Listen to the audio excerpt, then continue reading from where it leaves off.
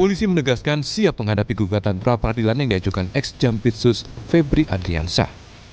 Febri meminta status tersangkanya dibatalkan. Kabak Ops Kortas Tipikor Polri, Kombes Ahmad Yusuf bilang pengajuan pra-peradilan dilakukan Febri Adriansyah sah dan diperbolehkan secara hukum. Dia menegaskan Kortas Tipikor Polri siap menghadapi gugatan pra-peradilan yang diajukan kuasa hukum ex-Jampitsus. Dipersilakan. Salah satu angka 15 KUHP memberikan batasan bagi pihak yang dapat mengajukan keberatan melalui mekanisme pra-peradilan. Kortas Tipikor Polri siap menghadapi gugatan pra-peradilan tersebut, kata Kabak Ops Kortas Tipikor Polri, Kombes Yusuf. Sebelumnya tim kuasa hukum ex-Jampitsus Febri Adriansyah menggugat Kejagung dan Kortas Tipikor Polri ke pra-peradilan terkait proses penggeledahan, penetapan tersangka hingga penahanan ex-Jampitsus.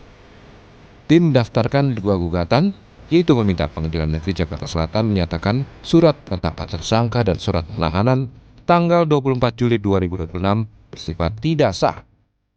Selain itu, Kejaksaan Agung juga dituntut untuk segera membebaskan Febri Adriansyah dari tahanan dan menghentikan proses penyidikan perkara.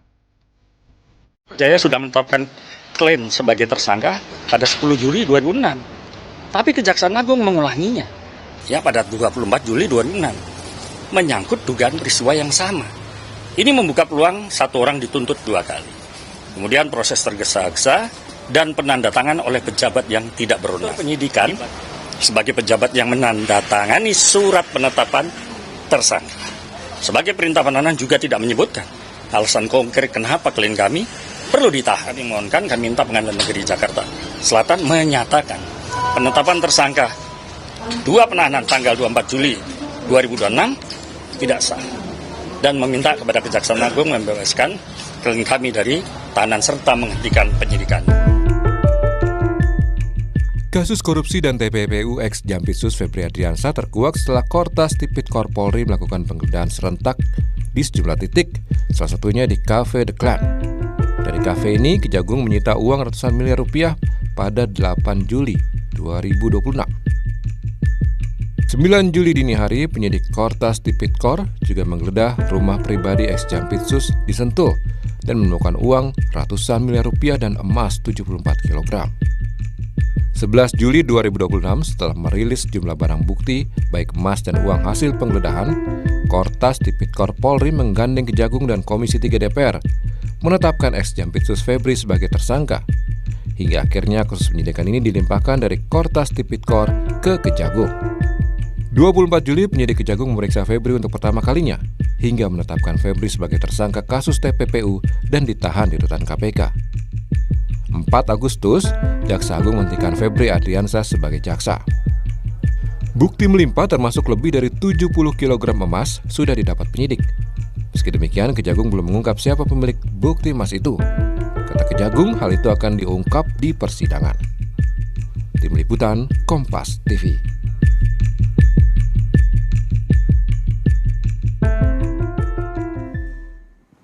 Gugatan penetapan tersangka lewat pra-peradilan adalah hak setiap tersangka, termasuk yang dilakukan ex-Jampitsus Febri Adriansyah. Apa yang bisa dilakukan Polri dan juga Kejagung untuk bisa menang di pra-peradilan dan mengusut tuntas kasus ex-Jampitsus ini? Lalu bagaimana juga peluang Febri Adriansyah menang di pra-peradilan? Kita ulas bersama dengan Guru Besar Hukum Pidana Universitas Pelita Harapan Jamin Ginting dan Komisioner Kompolnas Yusuf Warsyum. Selamat pagi Prof. Jamin dan juga Pak Yusuf. Selamat pagi, Mas Bre. Baik, saya masuk kami ke Prof. Jamin dulu. Prof. Jamin, kita lihat ada dua pra-peradilan yang diajukan oleh FA. Yang pertama ke Kejagung soal penetapan tersangka dan juga penahanan. Kemudian ke Kortas Tipikor Polri, ini soal penetapan tersangka juga plus penggeledahan dan juga penyitaan. Paling tidak, jika kita melihat poin-poin yang dimasukin ke dalam pra-peradilan ini, bagaimana peluang FA untuk bisa menang di pra-peradilan, Pak? Ya, kita harus memahami dulu tujuan daripada pra-peradilan itu. Jadi pra-peradilan itu bertujuan menyatakan secara formil tidak ada aturan yang dilanggar terkait dengan ketentuan formil. Nah, kalau penetapan tersangka dan penggeledahan yang menjadi satu ya permohonannya itu, maka fokus daripada kuasa hukumnya adalah tidak cukup bukti, minimum 2 alat bukti untuk menyatakan bahwa adanya pelaku ini sebagai pelaku ditetapkan sebagai tersangka. Jadi 2 alat bukti. Sebenarnya dalam konteks pra peradilan 2 alat bukti itu tidak ada nanti kaitannya dengan contohnya apakah barang itu ya dibuktikan secara mempunyai kualitas pembuktian milik si A atau si B atau si C. Jadi itu nggak masuk ke sana ranah sana. Dia cuma 2 alat bukti yang ada dalam ketentuan 235 di KUHP kita yang baru itu kan terkait dengan ada bukti surat, keterangan saksi. Jadi 2 alat bukti sudah cukup begitu untuk bisa menyatakan bahwa penetapan tersangkanya sah. Nah, terkait dengan penggeledahan juga, tentu penggeledahan itu dapat dilakukan tentu setelah adanya penetapan tersangka. Tetapi bukan hanya di tempat tersangka atau barang milik tersangka, barang milik yang lain yang ada kaitan dengan tindak pidana juga dapat dilakukan penggeledahan. Jadi sebaiknya menurut saya ini strateginya kurang pas sekaligus begitu ya. Untuk kalau mereka fokus terkait dengan barang bukti untuk menyatakan yang sering saya dengar di televisi menyatakan bahwa ini barang milik siapa harus dibuktikan dulu. Kalau itu yang menjadi fokus, lebih baik sekarang itu kan pra peradilan bisa dipisah-pisah. Karena dalam aturan kita kalau diajukan subjek dan objek yang sama, nggak boleh lagi diajukan 2 kali, nebis in idem. Nah, seperti kita ketahui kasusnya Pak Rosuryo kan dia dipilah-pilah. Jadi sebenarnya menurut saya lebih tepatnya dia mengajukan terlebih dahulu sah tidaknya penggeledahan, baru nanti penetapan tersangka. Nah, karena kalau fokusnya terkait dengan barang bukti ya, itu milik siapa atau bukan siapa. Itu yang terkait dengan Kortas, Tipikor. Nah, terkait dengan kejaksaan, ini kan kejaksaan sprindik terkait dengan pencucian uang. Nah, kalau kasus pencucian uang dipermasalahkan terkait dengan penetapan tersangka dan penahanan, nah memang di dalam konteks pencucian uang itu pasal tertentu yang menyatakan tidak perlu predikat krimnya dibuktikan terlebih dahulu. Nah, dengan keadaan seperti ini, maka barang itulah yang dianggap sebagai bukti, sebagai dasar bahwa tidak bertuan. Dengan tidak bertuannya barang tersebut, maka barang tersebut yang saat itu ada pada orang tersebut, di rumah orang tersebut, maka itu dianggap sebagai pemiliknya, ya. Nah, jadi dugaan terkait dengan ini merupakan cukup bukti untuk menyatakan bahwa ini dapat dinyatakan sebagai suatu bukti permulaan yang cukup atau 2 alat bukti yang cukup. Nah, tetapi sekali lagi memang agak abu-abu ya kalau di kejaksaan ini. Tapi kalau di Kortas, menurut saya lebih cenderung kekuatan untuk menangnya lebih besar ya, karena itu digabung permohonannya antara penetapan tersangka dan penggeledahan. Sebenarnya fokusnya harusnya permohonan pra peradilannya di penggeledahan dulu. Tetapi kalau di kejaksaan ada kemungkinan menurut saya ya, karena sepanjang nanti alat bukti tidak cukup menyatakan bahwa ini tidak ada bukti awal terkait dengan predikat krimnya, maka pencucian uangnya itu yang dinyatakan sebagai tersangka agak lemah. Jadi kalau di kejaksaan kelihatannya kalau bukti kuat kemungkinannya bisa menang, tapi kalau yang di Kortas agak lemah saya kira begitu. Tapi kalau kita bicara soal bukti memang sedikit lemah gitu ya, mungkin kaitan antara bukti dan juga predikat crime-nya. Tapi kalau bicaranya soal hukum acara pidananya, Prof. Jamin, menyoal soal prosedurnya misalnya atau typo di surat perintah penyidikan misalnya, apakah tetap ada peluang besar bagi FA untuk menang? Jadi pengalaman saya juga di permohonan pra peradilan maupun sebagai ahli, hal-hal seperti itu kelihatannya bukan yang substansial ya, terkait dengan konsep daripada permohonan pra peradilan itu menyatakan tidak sahnya hal-hal upaya paksa ya, sebagaimana dimaksud dalam pasal 89 dan 158 yang menjadi objek pra peradilan.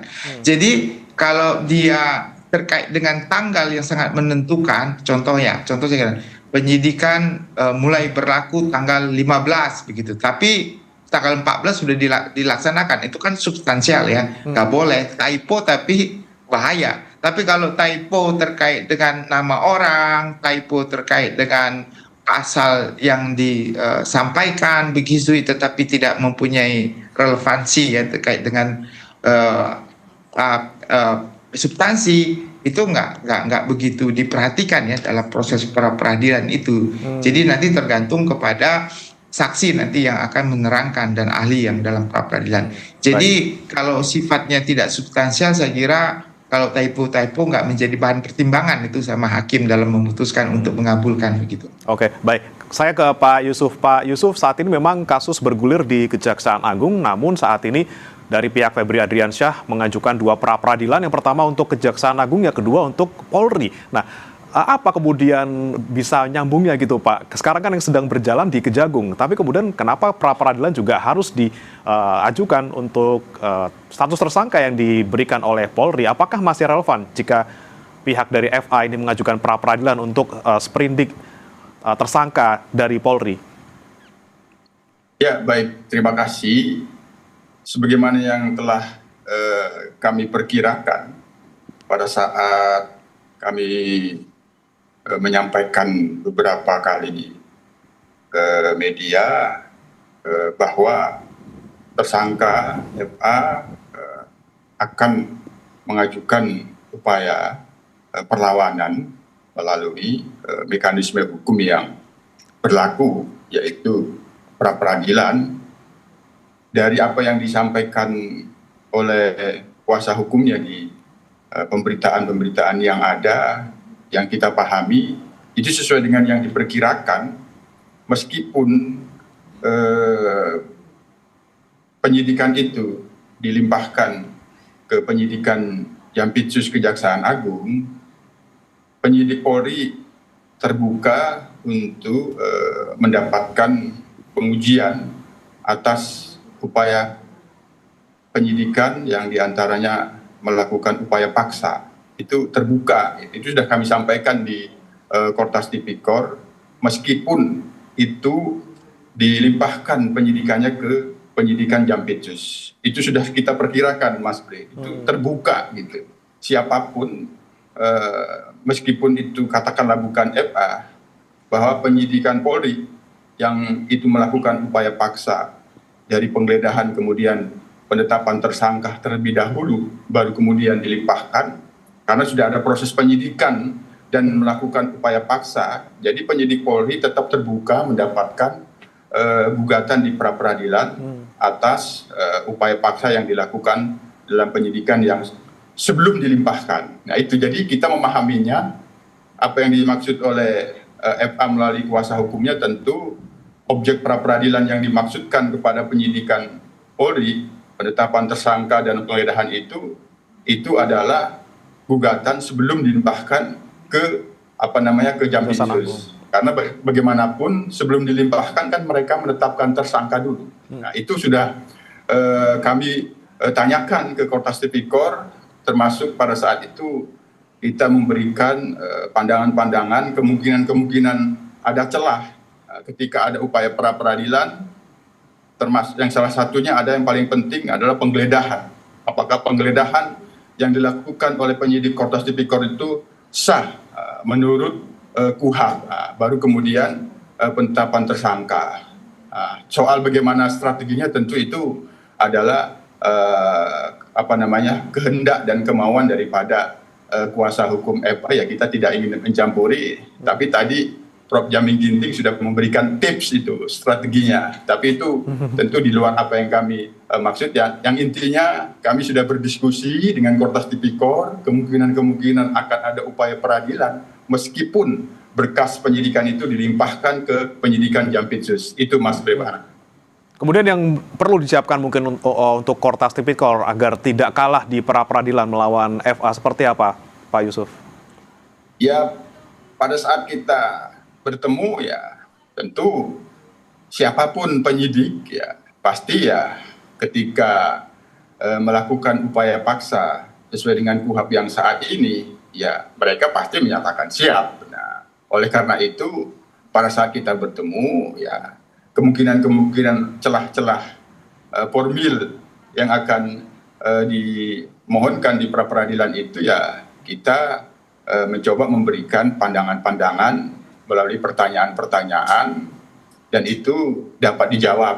Di antaranya penyidik juga sudah meminta keterangan ahli, ada satu profesor, satu doktor ahli hukum pidana kaitannya dengan langkah-langkah penyidikan yang dilakukan oleh penyidik, penetapan tersangka berdasarkan KUHP harus berdasarkan minimal 2 alat bukti, itu sudah dijelaskan, termasuk izin penggeledahan dari pengadilan juga ada, tapi tentu apa yang kami sampaikan itu sekali lagi memberikan pandangan-pandangan, kemungkinan-kemungkinan celah yang itu akan kita lihat nanti bagaimana hakim mempertimbangkan berkas-berkas permohonan pra peradilan, apakah celah-celah yang dimaksud sesuai dengan KUHP itu ada di penyidikan, maka ketika itu ada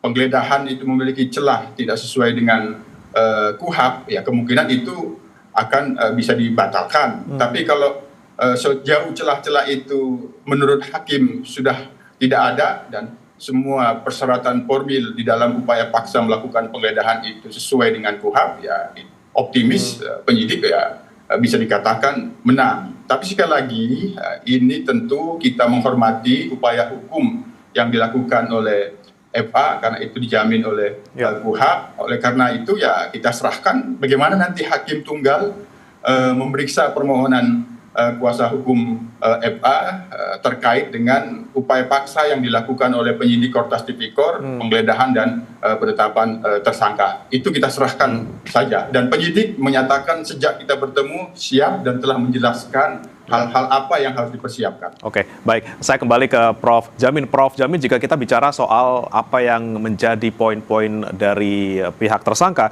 ada juga soal pasal-pasal yang tidak sesuai disangkakan, misalnya pasalnya ternyata sudah tidak berlaku setelah KUHP baru. Kemudian ada juga lagi-lagi soal hubungan bukti dengan tindak pidana asal yang katanya belum jelas.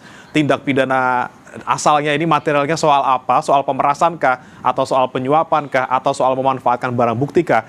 Ini apakah juga bisa menjadi celah bagi tersangka untuk bisa menang di pra peradilan?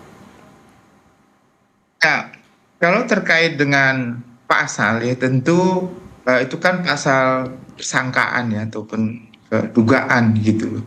Jadi pada umumnya kalau pasal itu menyangkut tentang kejadian tindak pidananya kapan. Ya kalau tindak pidananya sebelum KUHP yang baru tentu ada kewajiban daripada penyidik untuk mencantumkan pasal yang menguntungkan, yang paling menguntungkan ya. Jadi bukan pasalnya nggak ada. Jadi pasal itu memang konsepnya less favoreo ya. Jadi paling menguntungkan. Jadi pasalnya itu. Dan itu juga secara administratif konteksnya itu memang nggak dijelaskan, cuma diuraikan secara singkat terkait dengan apa yang diduga dilakukan oleh orang tersebut ya. Apakah dalam surat penyitaan, penggeledahan maupun penetapan tersangka. Jadi ada hal-hal yang substansial yang harus dimasukkan dalam hal tersebut. Nah kalau nggak dicantumkan ya bisa menjadi dasar juga pembelaan daripada pra peradilan, menjadi dasar sah atau tidaknya. Nah yang perlu yang kita perhatikan di sini ini kan bicara tentang pihak pemohon yang merasa penetapan tersangkanya dan penggeledahannya tidak sah ya kalau di Kortas Tipikor. Nah di Kortas Tipikor itu sprindiknya tentu masih hidup sehingga mereka bisa. Nah kalau sprindiknya sudah mati tentu tidak bisa lagi karena sudah selesai kan begitu dan diserahkan kepada kejaksaan. Nah kalau dari pemohon ini menganggap penggeledahan tidak sah, pada umumnya, maka kemarin kan Humas Polri menyatakan pihak yang pemohon siapa itu signing, bahwasannya signing, menurut saya itu signing bahwa kalau kita mengajukan pra peradilan sesuai dengan pasal 1 angka 5, yang mengajukan adalah tersangka atau keluarga tersangka, korban atau keluarga korban, pelapor atau advokat yang diberi kuasa. Nah, kalau contohnya kalau kita merasa itu bukan punya saya barangnya, lalu kita mengajukan pra peradilan, tidak sah kamu sita barang saya. Nah, itu kan kontradiktif ya. Berarti seakan-akan sudah secara substansial, seakan-akan kita sudah mengakui barang itu barang kita. Kita keberatan, kenapa kamu sita begitu.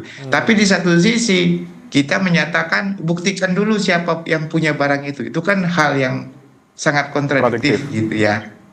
Kontradiktif. Jadi menurut saya karena ini seandainya pun dia dinyatakan bahwa putusan ini ditolak, tapi dia sudah pernah menyatakan keberatan atas penggeledahan yang dianggap tidak sah sebarang tersebut, itu nanti bisa jadi dasar pokok perkara menyatakan bahwasanya secara diam-diam sudah mengakui bahwa barang itu adalah milik dia begitu. Nah, jadi makan ini menjadi dilema sebenarnya bagi pemohon pra peradilan. Ya, tapi itu kan hak, sekali lagi tadi kita kan hak dia untuk mengajukan itu. Tetapi hati-hati juga dalam mengajukan itu begitu. Mengenai substansi terkait dengan kejaksaan ini yang agak riskan menurut saya di kejaksaan ini. Kenapa? Karena apakah barang buktinya sama enggak dengan alat bukti atau barang bukti yang didapat oleh Kortas Tipikor. Kalau itu juga yang dipindahkan tanpa melakukan sita, nah itu yang menjadi riskan begitu. Jadi harusnya ya di kejaksaan ini ada, saya kira harus sudah siap-siap untuk mempersiapkan dokumen untuk menyatakan bahwa waktu mereka menjadikan ini tindak pidana pencucian uang, mereka dasar alat buktinya sudah sangat confirm bahwasannya itu didapat dengan administratif yang cukup lengkap dan cukup komplit begitu. Kalau hanya cuma karena pengalihan atau penyerahan kemarin tanpa ada bukti sita dan lain segala macam, dan pengalihan dan penyerahan barang bukti itu harus ada dasar hukumnya juga untuk bisa dijelaskan. Nah, itulah yang perlu, sangat riskan menurut saya. Tadi saya katakan kenapa di konsep di pra peradilan kejaksaan ini masih abu-abu gray area kebuktiannya begitu. Itulah kenapa Kejagung juga masih getol untuk menggeledah sejumlah tempat, tentunya untuk mencari kaitan barang bukti dengan tindak pidana yang dilakukan. Saya ke Pak Yusuf kembali. Pak Yusuf, jika kita melihat saat ini FA sudah dinonaktifkan sementara sebagai jaksa, jika kita melihat proses pra peradilan yang dilakukan oleh seorang penegak hukum, jika ini kasusnya di Kejagung gitu, Pak Yusuf, untuk pra peradilan Kejagung gitu ya. Anda melihatnya ketika FA sudah dinonaktifkan sementara menjadi jaksa nonaktif seperti itu, apakah ini kemudian juga bisa menjamin bakal pra peradilannya berjalan lebih, misalnya lebih mulus atau lebih sulit seperti itu? Ya, tentu kami tidak bisa memberikan komentar. Yang bisa kami berikan pandangan sesuai dengan kita perkirakan, meskipun sekali lagi berkas penyidikan Kortas Tipikor itu dilimpahkan ke penyidik Jampitsus, Kortas Tipikor tetap terbuka akan mendapatkan gugatan pra peradilan atas upaya hukum yang telah dilakukan. Soal FA kemudian diberhentikan sementara, tentu ini kaitannya dengan kewenangan yang ada di Kejaksaan Agung. Hanya yang perlu kami akan cermati lebih lanjut terkait dengan strategi kuasa hukum FA tidak melakukan pemilahan upaya pra peradilan tersangka, penetapan tersangka sendiri dan penetapan penggeledahan tersendiri. Nah, tentu ini harus dicermati karena ini bagian dari strategi yang harus disiapkan oleh penyidik Kortas Tipikor. Apa yang menjadi alasan-alasan apabila benar upaya pra peradilan terhadap penyidik Kortas Tipikor itu digabungkan langsung penetapan tersangka dan penggeledahan. Pasti punya alasan-alasan, sementara kami pahami sebagai pengawas kinerja penyidikan Polri, ini bagian dari strategi.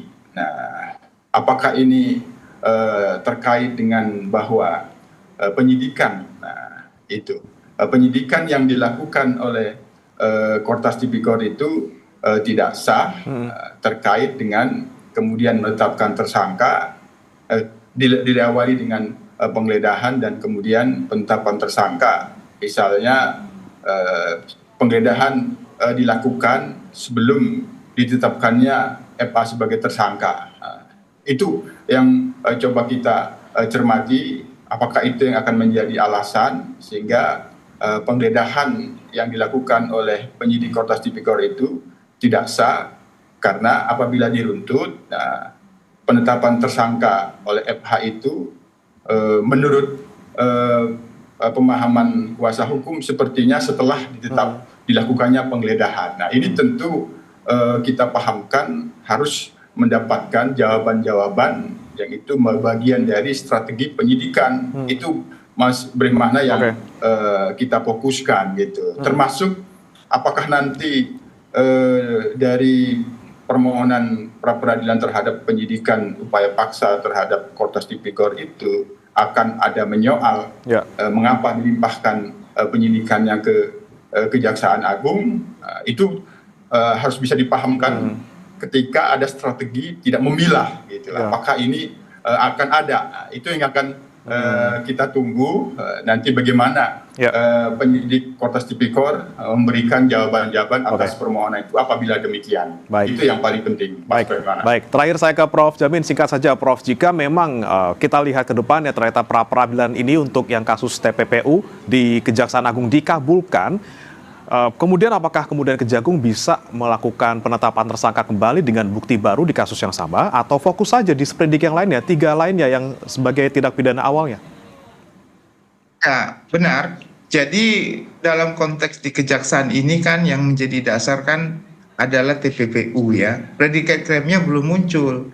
Jadi bisa saja kalaupun nanti dikabulkan terkait dengan permohonan pra-peradilan TPPU, maka predikat krimnya bisa tidak menghalangi ya untuk bisa menetapkan tersangka dan melakukan penahanan terkait dengan predikat crime. Saya kira ini sudah punya bukti yang cukup lah, saya kira ya. Kalau saya lihat kejaksaan kan ada barang itu ada di rumah orang yang diduga sebagai pelakunya. Jadi tinggal bagaimana mereka melakukan lokalisasi aja ini. Saya lihat ya, masalahnya masalah lokalisasi, siapa orang-orang yang akan dimasukkan, siapa orang-orang yang tidak mau dimasukkan, tapi terkait dengan perbuatannya dan administrasi penetapan tersangkanya itu saya kira sudah lebih baik di kejaksaan. Dan makanya saya katakan apakah barang-barang bukti dan alat bukti yang diserahkan oleh Kortas pada kejaksaan pada saat itu melalui mekanisme yang benar atau tidak, itu titik outnya yang paling riskan menurut saya ya. Yang paling riskan itu ya, kalau itu bisa mereka berikan dasar hukum yang kuat ya mungkin mereka bisa lebih percaya diri dan hakim juga bisa menerima. Tetapi kalau nggak punya dasar, saya kira akan sangat sulit ya bagi hakim untuk menolak permohonan tersebut begitu. Oke, baik, kita nantikan bagaimana nanti di tanggal 18 dan juga 19 dijadwalkan akan sidang pra-peradilan perdana untuk tersangka FA untuk paling tidak dua kasus tadi ya di Kortas Tipikor dan juga di Kejaksaan Agung. Kita nantikan bersama-sama. Terima kasih Prof. Jamin Ginting, Guru Besar Hukum Pidana UPH, dan juga Pak Yusuf Warsim, Komisioner Kompolnas, sudah bergabung di Sapa Indonesia Pagi. Saudara, informasi lainnya hadir usai jeda. Para pemukim Israel membakar rumah warga Palestina di Desa Tuba Selatan Al-Khalil, tepi barat Palestina. Serangan ini melukai warga, termasuk anak-anak.